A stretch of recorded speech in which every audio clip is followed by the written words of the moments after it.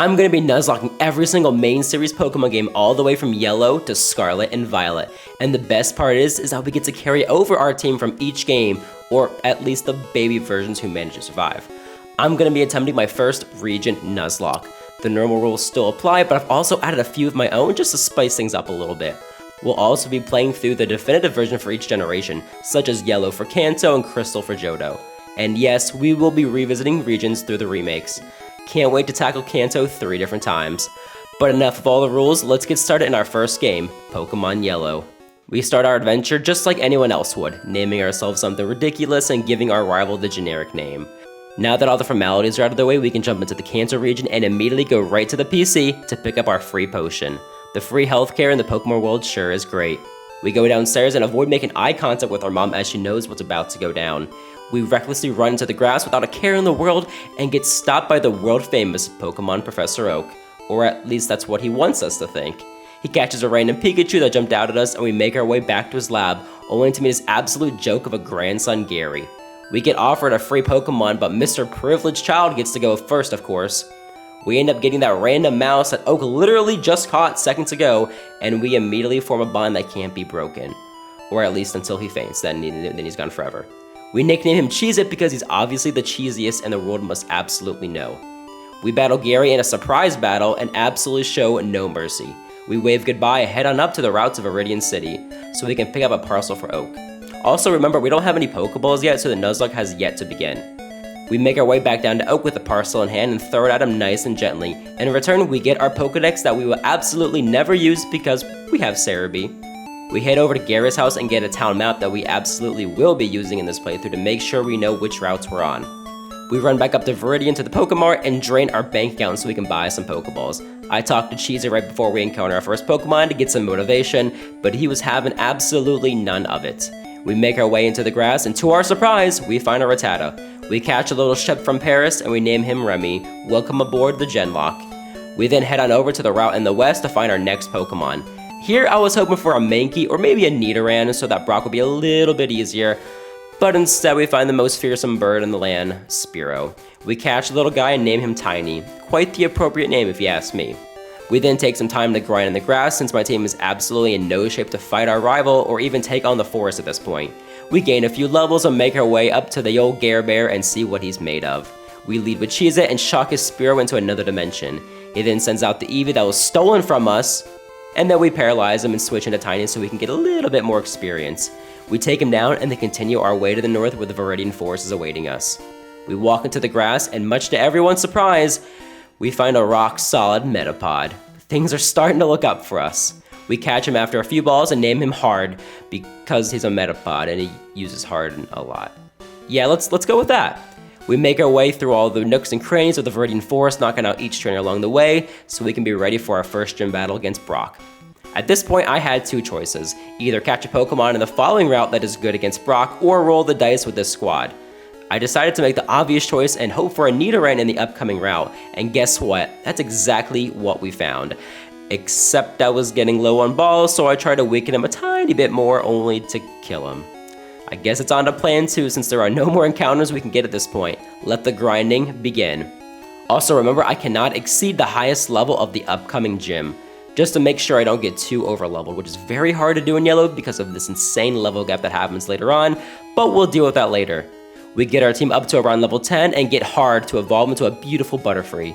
At this point, I think I'm ready to take on Brock, so I make my way back up to Pewter City and go to the gym and pick up a few potions and Pokeballs along the way. We knock out the trainers blocking our paths and get to the big kahuna Brock.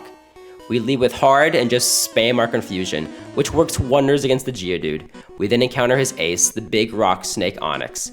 But we just repeat our strategy with the Confusion, and again it proves to be the correct choice as we get our first badge of the lock. And if you're sitting there wondering, I wonder if Crispy will lose any Pokemon in this playthrough, then boy are you going to enjoy what's coming up soon. We make our way east and head on over to Mount Moon. We find ourselves struggling to beat the trainers on this route, but luckily, we make it through without too much hardship. Now could I just skip these trainers? Sure. But you're going to need all the experience you can in this game if you want to make it to the next region. We make our way to the Mount Moon Pokemon Center and receive an absolute bargain of a deal in this Magikarp for only 500 Poke? We name him Sushi and then we head back to Route 3 to get our encounter since we were in such a rush to get that Magikarp.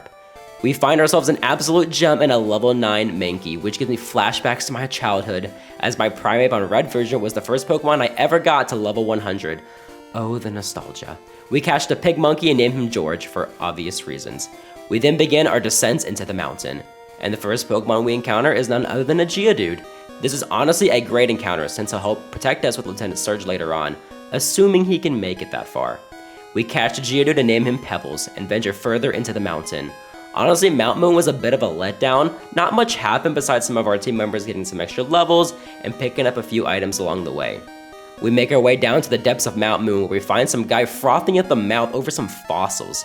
We kick his ass and take the dome fossil so we can possibly use a Kabuto later on, but that's like way later on, and we'll see if we have a spot on the roster at that time. We then get close to the exit and run into the notorious duo of Jesse and James.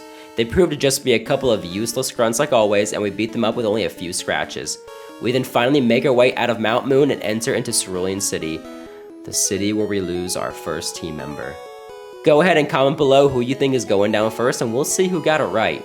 Remember that level jump I mentioned earlier? Yeah, this is where it starts to ramp up as we make our way up to Gary on the Nugget Bridge. He leads with his level 18 Spearow, and at this point I'm thinking the lock is just over. I do everything in my power to take him down. I bring out the double teams and the thunder waves, hoping to be able to set up a little bit. But then it happened. After I take out his Sandshrew, he sends out his almighty Rattata. Now I'm quite familiar with this rat as I do have one myself, but this one was different.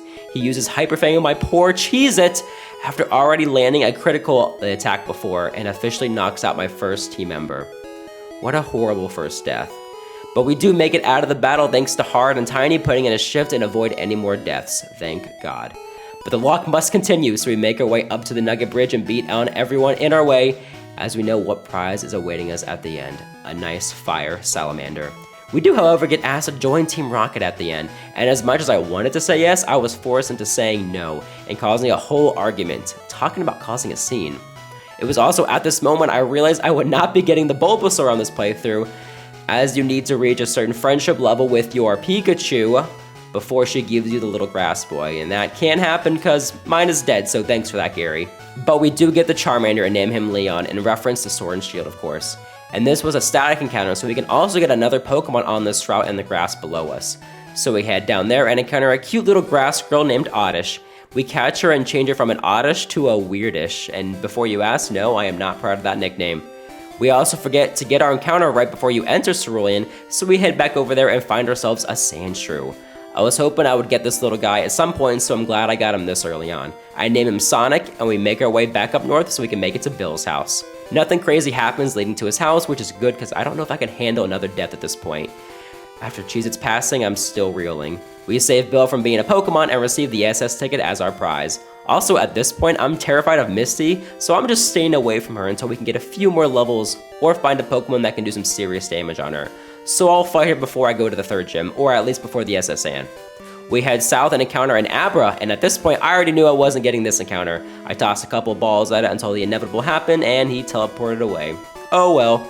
We continue down underneath Saffron City and make our way to the next route, where we encounter a Jigglypuff on Route 6. We catch her and name her Helium before stuffing her into a PC box. We also forget to get our encounter on the route leading to Bill's house, so we head back up there real quick and catch up Pidgey. Oh boy. We head back down to Route 6 and battle our way through a few trainers before we arrive in Vermilion City. We heal up and head east to see if we can get a decent encounter on Route 11. And to our surprise, we did not, as we pick up a Drowsy that I honestly will probably never use. We name him Jan and then move forward. At this point, I'm starting to fall behind level-wise ever since we lost that Pikachu. I thought it would be a good idea to maybe train in the Diglett Cave after we got our encounter of, you guessed it, a Diglett. We catch one and name him Doug before we advance back to Route 11 and beat up a few trainers first. Or at least I thought I would. We find Tiny up against a Sandshrew who lands a critical hit and knocks out poor Tiny, just as he was getting close to evolving. So long, my friend. We head back to the Pokemon Center and place Tiny in the box before we let Burb, the Pidgey, join the squad. I spend the next couple of hours just getting my team up to a decent level before we make our way until the SS Anne. At this point, we start to see team members like Pebbles and Weirdish start to really shine and make a name for themselves. That was until we decided to head back to Diglett Cave, where I encounter a level 29 Doug trio that refuses to let us leave. He knocks out Weirdish in one dig, and that was the end of her. That Oddish was my ticket to beating Misty, so at this point I'm really struggling to find out how we're gonna beat her. But we continue on with Yon on the team since he seemed like the best option moving forward, even though I did not want to use him. The grind continues in the East route where we see Burb evolve into a Pidgeotto. They grow up so fast. At this point, I'm thinking Burb was the answer all along, so we head back to Misty and take on our second gym leader. She leads with the Staryu and Burb just starts wailing on her with some quick attacks. We take down the Staryu and I'm thinking I had nothing to worry about it this whole time. She sends out the Starmie and I put in hard to go for the Poison Powder. I'm thinking I can just outlast the Starmie at this point and we'll start to get our second badge. Just as the Starmie was ready to kick the bucket, she attacks my poor Butterfree with a Water Gun. That ends up being a critical hit and sends hard to the death box. At this point, we're just losing team members left and right. I started to feel like Luffy on Sabaody. But we make our way through the battle without another death and we get our second gym badge. We deposit hard and make our way to the SS Sand, finally. We run into some struggles while we're on board, but nothing that we can't handle. We spend a long time going through and beating up on all the trainers and getting our levels up as high as we can before we battle Gary again. Also, I added Doug the Diglett to the squad, at least temporarily. We find a rare candy and throw it onto Leon as we finally get our Charmeleon. We definitely need firepower right now, so this was definitely a great idea. At least until you look at the moves he learns and realize he's absolutely useless until he gets slashed later on. But our journey continues on. We make our way back to the ship, and for some reason I thought Doug could take out this horsey with a dig. And boy was I wrong. He gets hit with Bubble and it's bye-bye Doug. You weren't here very long, but I will miss you. We barely survive the battle and make our way back to the PC, where we add Sonic the Sandshrew to the squad. We finally meet up with Gary, who we haven't seen since he murdered Cheez-It, who is certainly not feeling the cheesiest any longer. We finish him off pretty quickly through the power of brute force, also known as Pebbles slamming his body into everything in sight. We meet up with a captain who's throwing up in a trash can. We rub his shoulders and get offered the HM for cut, which we cannot bring with us because of the dreaded limited bag system. We toss an escape rope to make room and we get our prize. Now at this point I'm feeling pretty confident, so I head on over to the third gym and teach Cut to Sonic the Sandshrew. That way we can knock out some of these lackeys while they're staring at me while I dig through some trash to find some buttons. Pebble ends up evolving into Graveler on the last battle before we take on Lieutenant Surge. We make it through the locks and take on Lieutenant Surge, and we make him rethink his entire career as Pebbles puts the beat down on him. We secure our third badge and make our way to the middle of town to pick up our Squirtle, who we name Franklin. We make our way back to Cerulean with our shiny new badge and head east to start our journey to Lavendar Town. And then, the literal unimaginable happened. I encounter a youngster and his dumb Sandshrew, and this little mouse uses Fissure, something he only learns by TM, I'm pretty sure. I didn't know these Kanto trainers were built like this, but because of my ignorance, we end up losing our commanding officer, Pebbles the Graveler. Rest in peace, old friend. We do, however, encounter a Nidorino on this route and finally get redemption from that missed Nidoran right before Pewter City. We catch him and name him Pinhead before continuing down the right and getting our next encounter, Magnemite on Route 22. We add Magnet to the squad and begin the trek through the rock tunnel. The journey through the rock tunnel did not disappoint. Halfway through, we encounter a hiker with a Graveler, and I already knew at this point someone would be biting the dust. I decided that our freshly acquired Magnet would be the victim for the explosion, and then to literally no one's surprise, on the next turn, he exploded and took out Magnemite. So long, new friend. We managed to make our way out of Rock Tunnel, but not before we used an escape rope by accident right I was about to walk out. That's what I get for getting too excited about Lavendar Town. We finally make it to the spooky city and immediately head east to Celadon as I turn my gaze to getting an Eevee. But not before we encounter a Kadabra on the next route, which I couldn't catch because I forgot to buy Pokeballs, so we forfeit the encounter and move on. We battle our way through the route and finally end up in the gambling city known as Celadon. We sneak into the tall building through the back door and make our way up to the rooftop so we can pick up our Eevee, which we name Gonzalez. I make like a rocket to the department store so I can finally get my evolution. Which stone did I choose? I think it's obvious, as we never really found a replacement for Cheez-It after he was brutally murdered in Cerulean. So we get Jolteon and he joins the crew. We go east so we can get the HM for Fly, as I am absolutely sick of Burb not having any flying moves. After that, we get our encounter of Duo the Doduo, and then make our way to the gym, where things get interesting. Quickly, we find out the favorite strategy of the gym, paralyze and use Wrap, and boy, did that put me in some sticky situations. But we managed to keep everyone alive and make it all the way to Erika. Although Erika is a few levels ahead of me, I honestly thought this would be an easy battle, as she really has nothing that can harm me. When in fact, the only one that could defeat me was myself. I go for Thrash or Pinhead and get locked into it because I was put to sleep. This doesn't end well for me, as Nidoking bites the dust and we lose our greatest warrior. We brush ourselves off and let Gonzalez finish the battle with his Thunderbolt and get our 4th badge. We pass by the creepy man watching the girls in the window and make our way to the casinos, where we gamble away our entire squad and lose the lock. Just kidding, I didn't even pick up the coin case because I know my gambling tendencies and we don't need that issue right now. I battle the grunts in front of the poster and click the button unlocking the stairs. We make our way inside and quickly find out that we don't have any space left inside our bag for literally anything. Every item I end up finding, we literally have to use or throw away. And in order to fix that, I go to the PC and deposit useless items that I'll never use again, or just items that I'll be saving for later use. We then head back to the rocket base and get extremely dizzy from all the puzzles. We meet up with our best buddies, Jesse and James, before we pummel them into the ground and meet up with Rocket Boss Giovanni. We mainly use Franklin for the fight as we start to get him some more game time. This war turtle is not on a minutes restriction anymore as he makes his way through the boss and we pick up the Marowak spotter, or the Silph scope, whatever you want to call it. We make our way back to Lavendar and make our way up to the top. We catch a Ghastly and name him Spooky and head on up to the top where we encounter a dead Marowak ghost that we must fight in order to move on. We do this and then get rewarded with another Jesse and James fight. Come on guys, haven't we done this enough? They actually put up a decent fight this time, but not decent enough as we make our way to the old man at the top. We meet up with him at his house and we finally get the Flute, so no more sleepy Pokemon. We then head back to Celadon and make our way west to the cycling road where we are met with a Snorlax that I intended to catch. But Homeboy was just too strong, so I opted against it and lost the encounter. Oh well. We enter Cycling Road and take on the vast amount of trainers that's available to us. We then get the evolution that we've been awaiting, as Sonic finally evolves into Sandslash. Took him long enough. We get into the grass and find our encounter of the Cycling Road, which is a Ponyta. We name her Epona and continue down the long and treacherous path that is Cycling Road. It was also at this point I knew George was not a long-term answer for us, as I knew that he was just a liability moving forward. So hopefully we can find something better soon. Our first stop to rectify that was Safari Zone, as we finally finished up with Cycling Road. Although any odds of actually being able to catch something here are very slim, I still wanted to see what we could find. We encounter a Marowak, which is honestly not a bad choice, but then he runs away after one Safari Ball, and we move on with our journey to find the gold teeth. While in here, we also pick up the HM for Surf, which will pair great with Franklin.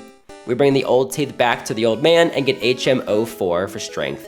We can now move this boulder and get our rare candy. We go to the route west of Fuchsia and see what our next encounter is, which to my delight was a Bellsprout. We catch the little guy and name him Flower. Welcome to the squad and goodbye George. Also on this route we get Burp up to level 36 and finally get our Pidgeot. The team is definitely starting to come together. As long as we can avoid any more deaths, I think we have a really solid team for the rest of the game. We then spend the next 2 hours continuing on this route, beating up on all the trainers and going through the grass to get our team up to a decent level so we can take on the upcoming 2 gyms, both of which have level 50 Pokemon. Flower hits level 27 and evolves into Weepinbell, and I immediately fly to Celadon and buy a Leaf Stone so we can get our Victory Bell.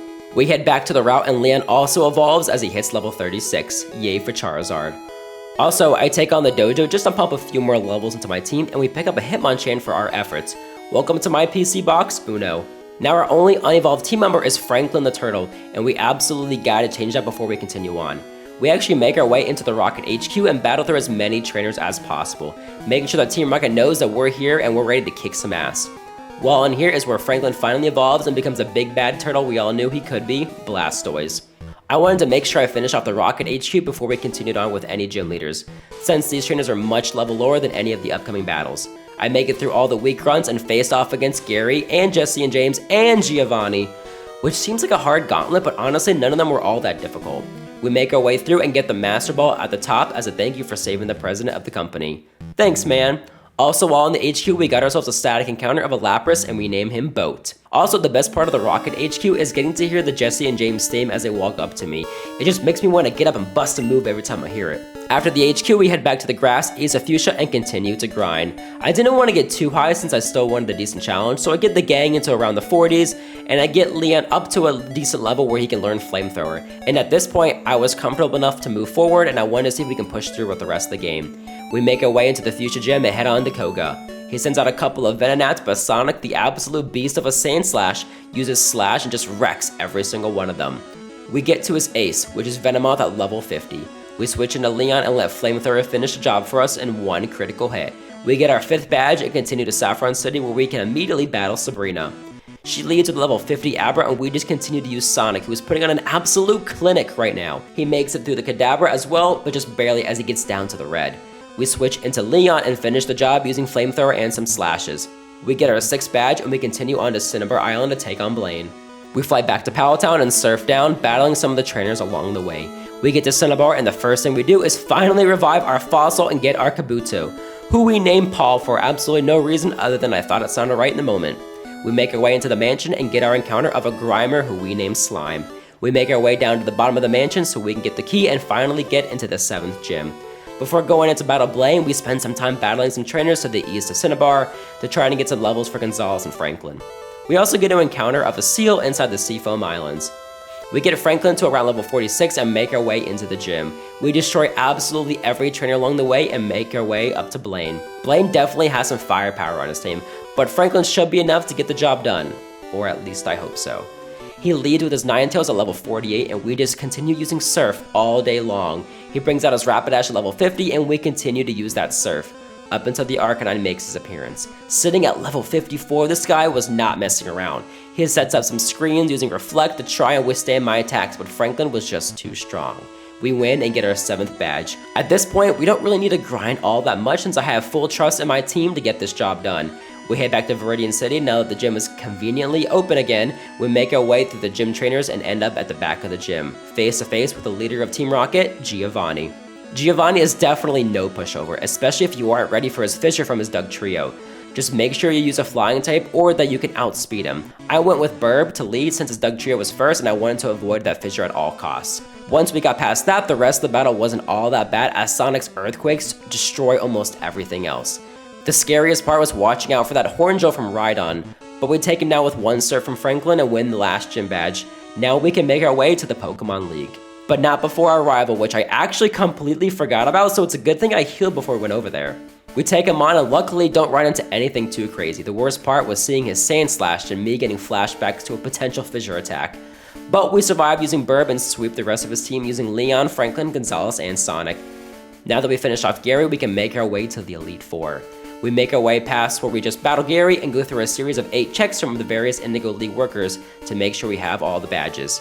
After that, we enter Victory Road and get to enjoy the fun experience of pushing around boulders and making them fall through holes in the ground. Sounds safe.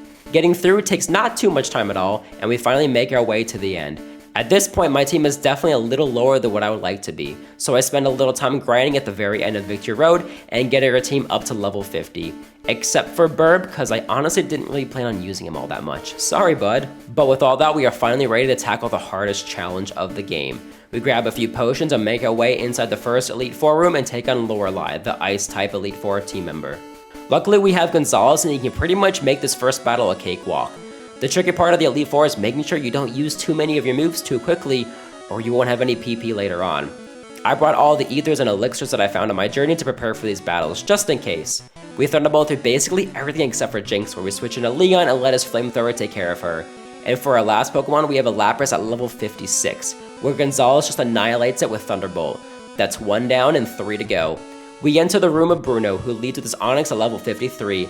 This battle is gonna be great for Franklin and Gonzalez, as them together can take care of his ground and fighting types with ease. We alternate between the two, and Gonzalez finishes the job with a Thunderbolt to the face of Machamp. He grows to level 52, and we teach him Thunder, as that can definitely be useful later on. Next up is Agatha, who is quite spooky and uses a lot of Ghost and Poison type Pokemon.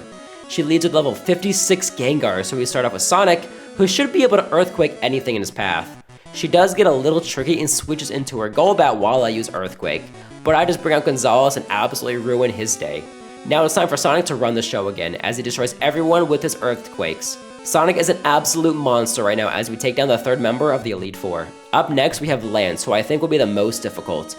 He has 2 different Dragonairs that have vastly different moves, and it's impossible to know which one he sends out until they use one of their special moves. And with that, you gotta be careful. I lead with Gonzalez and take out the first Gyarados easily and keep him in for the first Dragonair. I end up paralyzing it and knocking it out without finding out which Dragonair it was, but I had a hunch it was the electric one I knocked out, so I decided to switch into Franklin after paralyzing the 2nd Dragonair.